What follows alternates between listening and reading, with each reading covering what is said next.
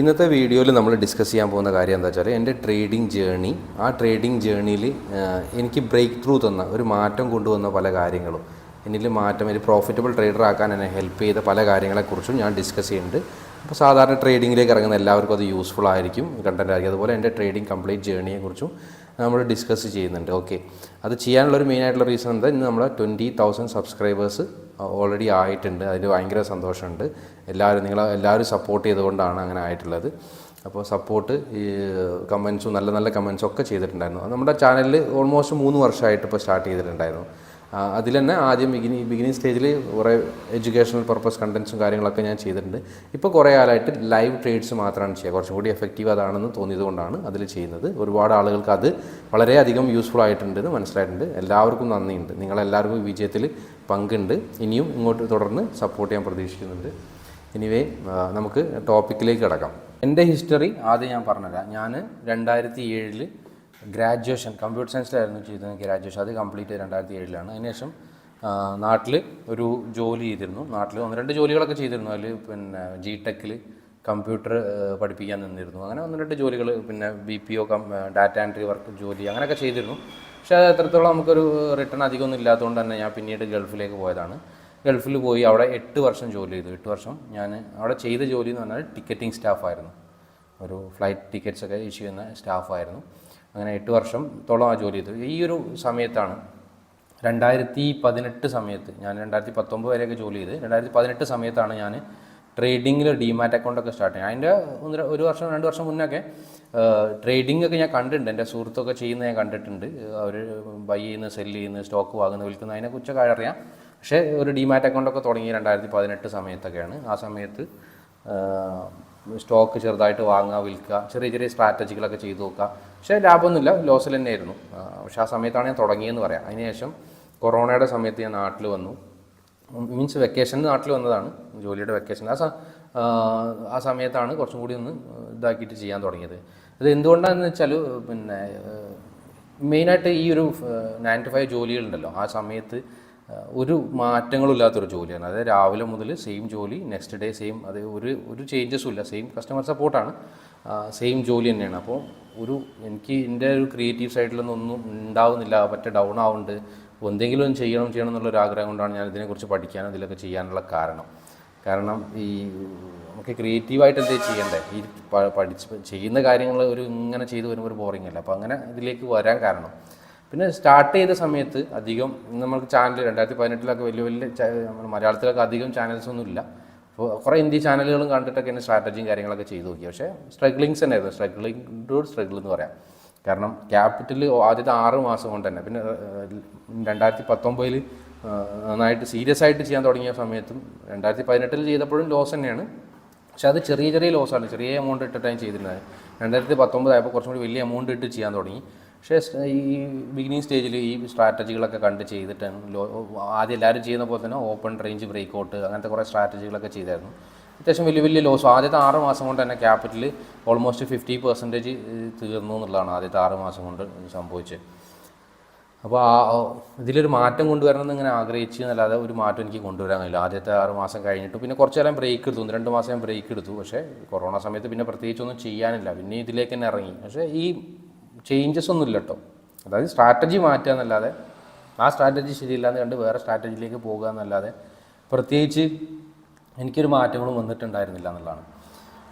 പിന്നെ അതിനുശേഷം കുറച്ചും കൂടി ഒരു എന്താ പറയുക, ഇമോഷണൽ പ്രശ്നങ്ങൾ എനിക്ക് വല്ലാണ്ട് ഉണ്ട് എന്ന് മനസ്സിലാക്കിയത് കൊണ്ട് തന്നെ ഞാൻ ഈ non directional option trading strategy ഈ സമയത്ത് ചെയ്തിരുന്നത്, ഓപ്ഷൻസിൽ ചെയ്തിരുന്നു, സ്വിംഗ് ട്രേഡ് ചെയ്തിരുന്നു, സ്റ്റോക്കിൽ ഇൻട്രാഡേ ചെയ്തിരുന്നു, ഒക്കെ ചെയ്തിരുന്നു 2019 സമയത്ത്.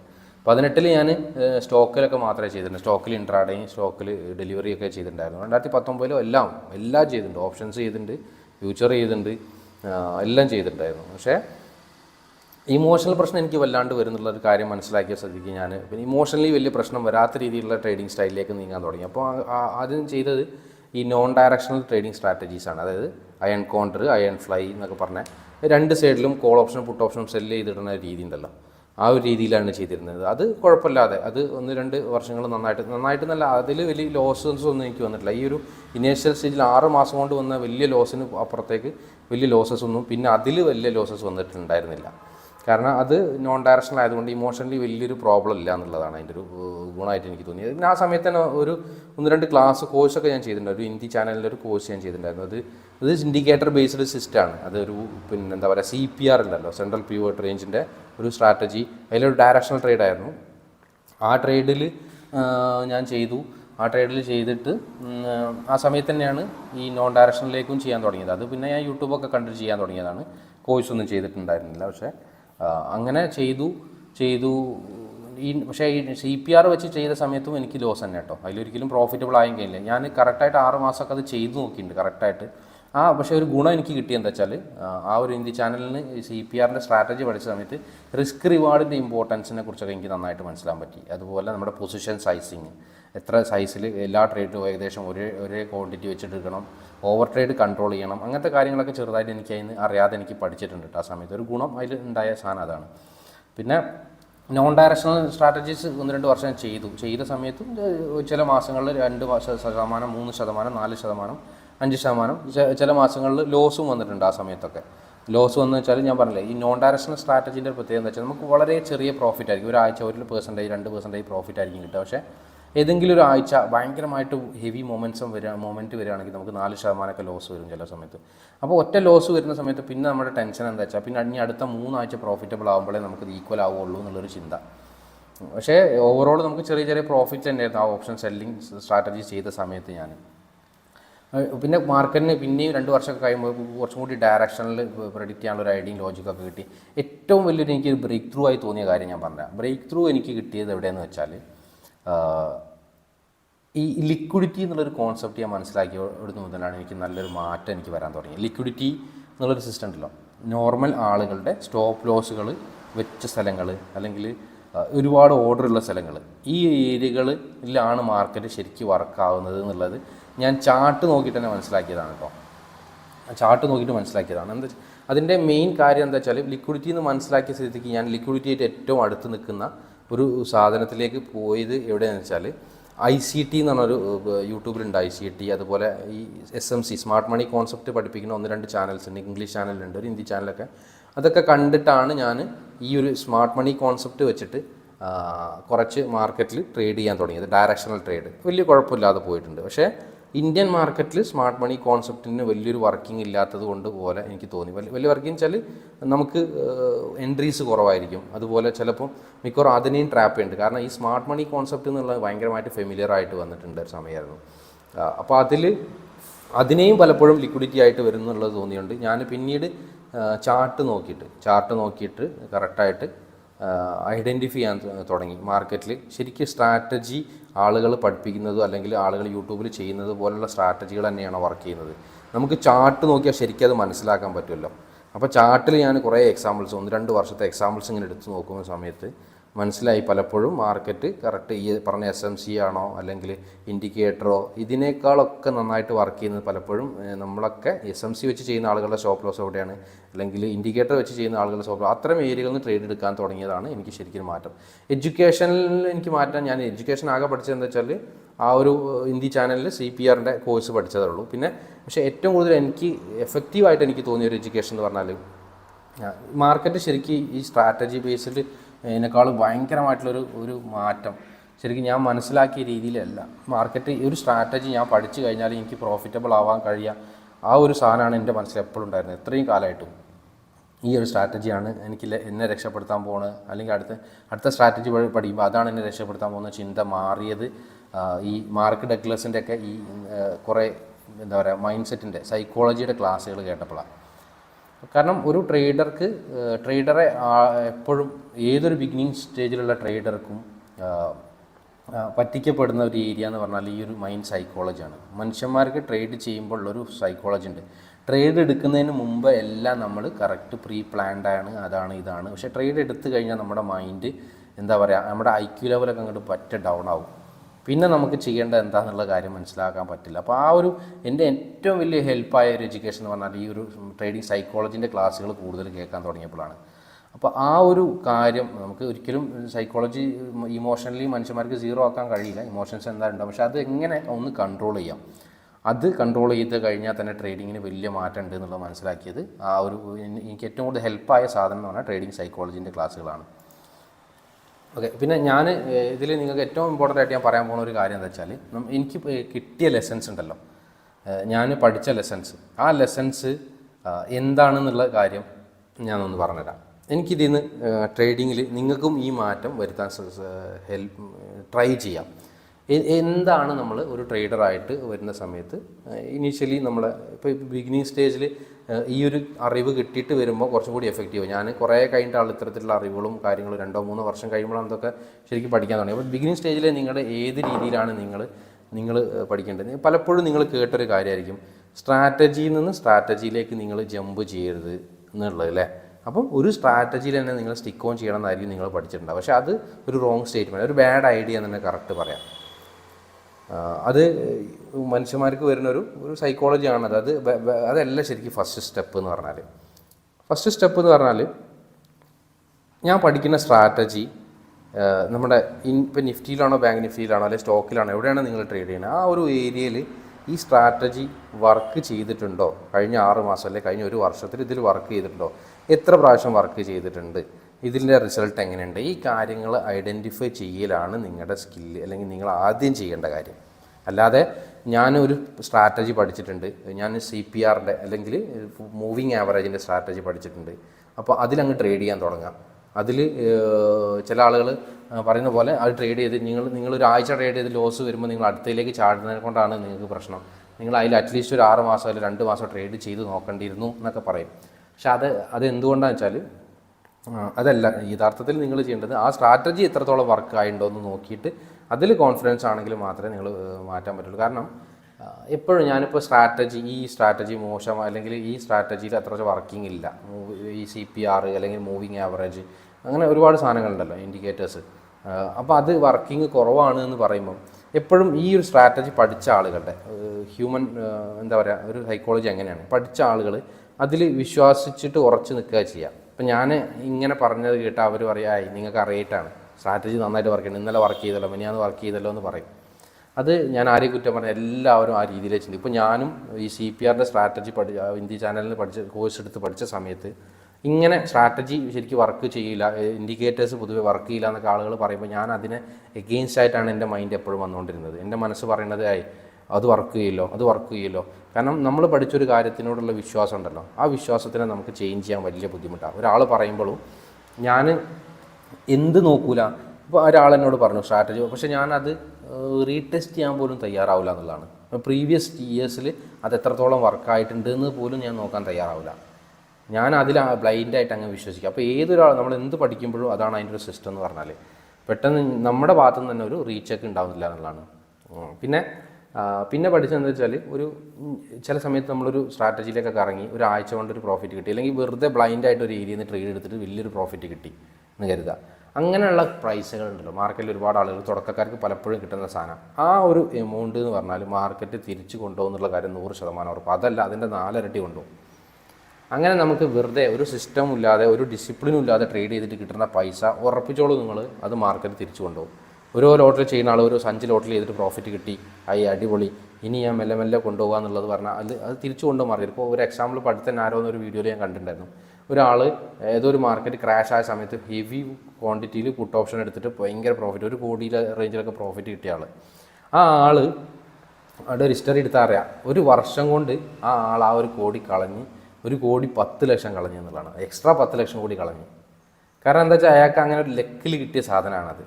മാർക്കറ്റിൻ്റെ ഒരു സ്വഭാവം അങ്ങനെ, ഇങ്ങനെ പൈസ കിട്ടിയാലും നമുക്കൊരു അട്രാക്ഷൻ വന്ന് കൂടുതൽ ഫണ്ട് ആഡ് ചെയ്ത് അത് അടക്കം മാർക്കറ്റ് കൊണ്ടുപോകും.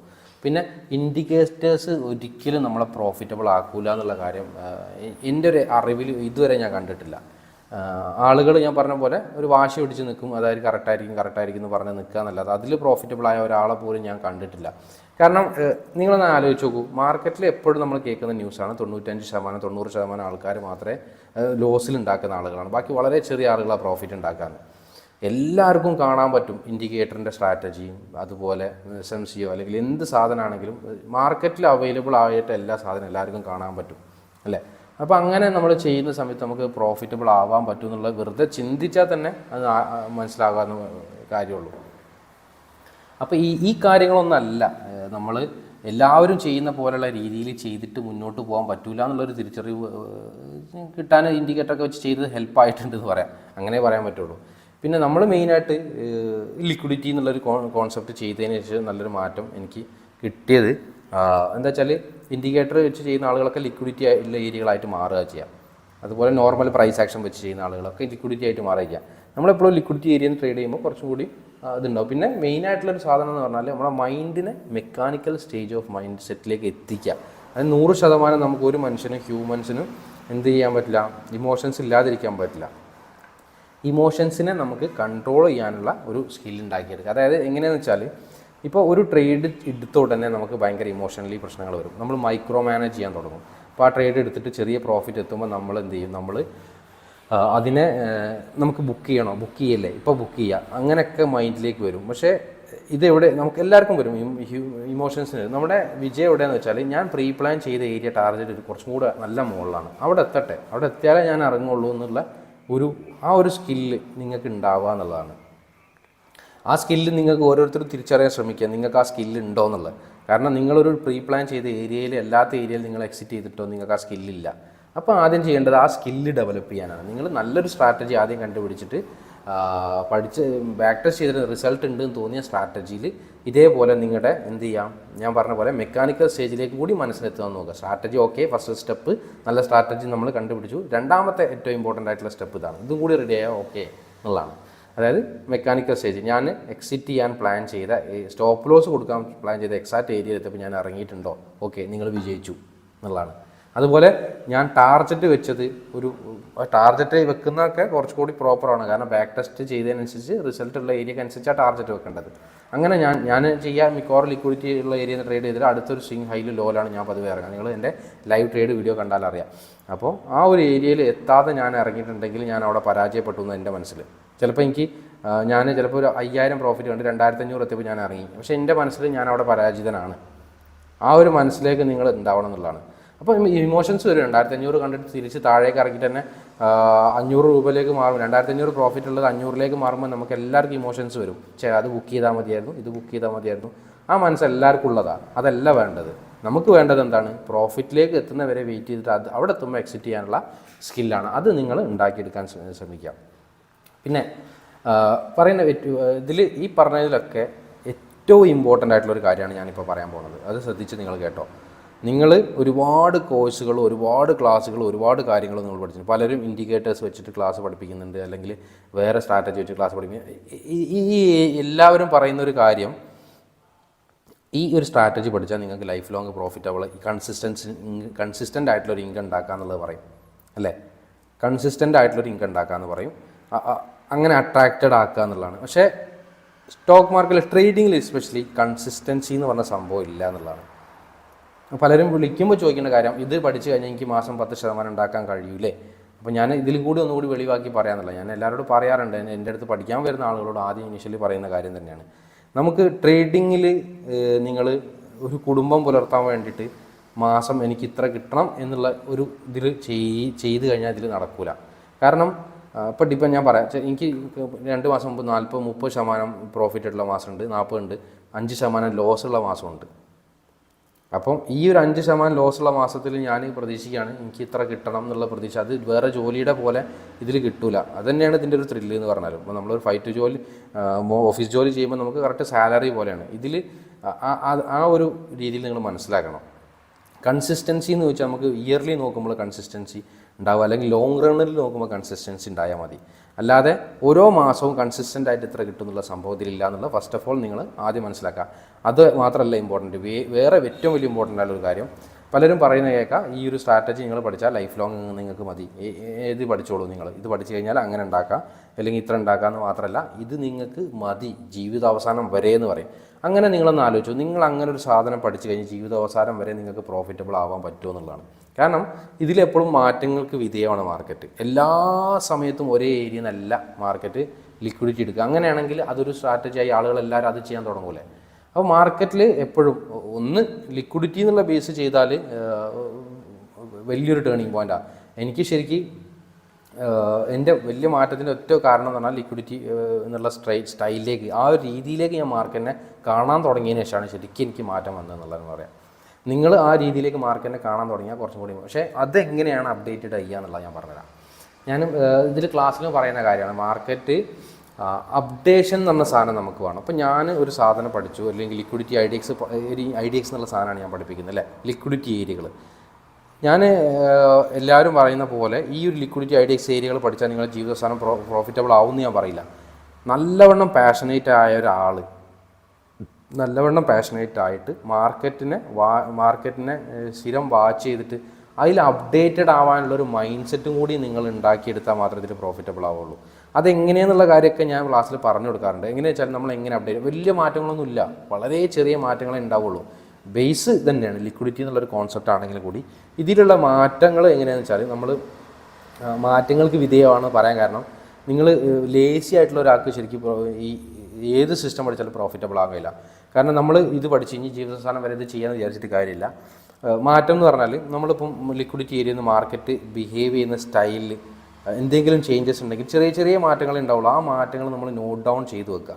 പിന്നെ ചാർട്ട് നെക്സ്റ്റ് ഡേ നോക്കുന്ന സമയത്ത്, അല്ലെങ്കിൽ പ്രീവിയസ് ഡേ നോക്കുക, ആ മാറ്റങ്ങൾ എങ്ങനെയാണ് നെക്സ്റ്റ് ഡേ വരുന്നത്, അതേ മാറ്റങ്ങൾ പിന്നെയുണ്ട്. അങ്ങനെ ഒരു 1 വീക്ക് 2 വീക്ക് ആ മാറ്റം, ചെറിയ മൈന്യൂട്ട് മാറ്റമായിട്ട് ഞാൻ പറയുന്നത്, ആ മാറ്റങ്ങൾ നിങ്ങൾ പിന്നീട് നിങ്ങളുടെ ട്രേഡിംഗ് സ്റ്റൈലിലേക്ക് ആ മാറ്റങ്ങൾ കൊണ്ടുവരാൻ തയ്യാറാണ്. അതെങ്ങനെയാണ് അറിയാം നിങ്ങൾക്ക് കിട്ടുള്ളൂ.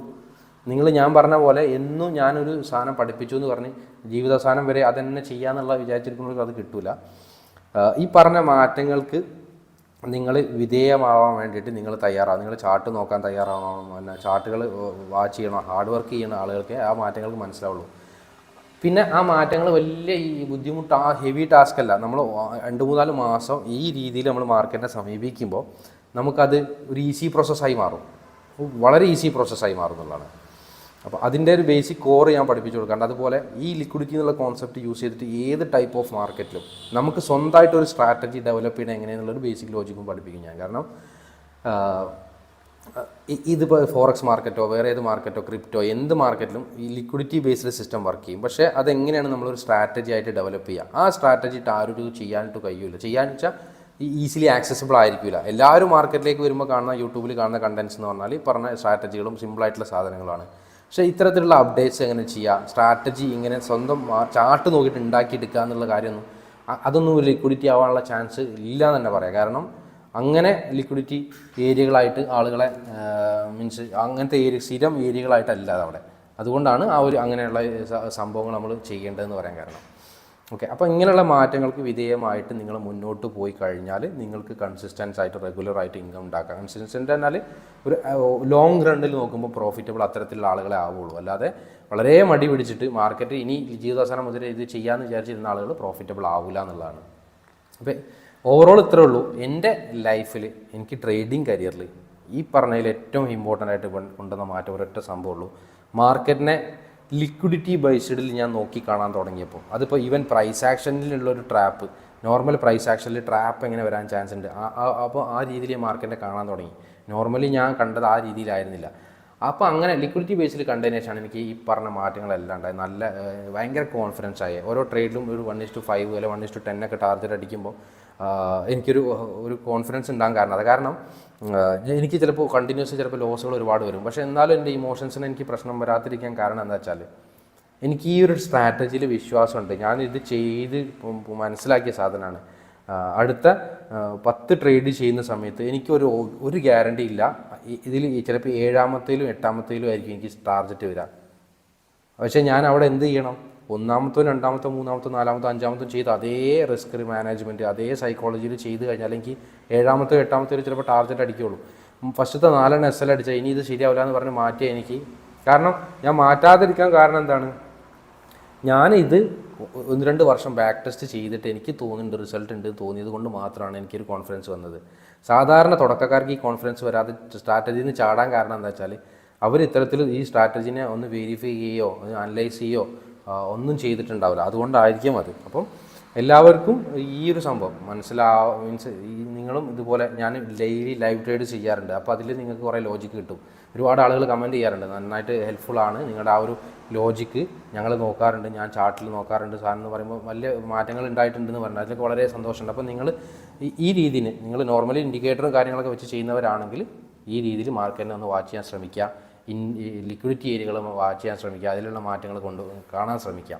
അപ്പോൾ നിങ്ങൾക്ക് നല്ല മാറ്റം ഉണ്ടാവും. അതും വളരെ മൈന്യൂട്ടായിട്ട് പേപ്പർ ട്രേഡ് ചെയ്ത് ഒരു ലോട്ട് ചെയ്ത് അങ്ങനെ ഗ്രാജുവലി പോയി കഴിഞ്ഞാൽ നിങ്ങൾക്കും പ്രോഫിറ്റബിൾ ആവാൻ പറ്റും എന്നുള്ളതാണ്. Anyway, thank you, by.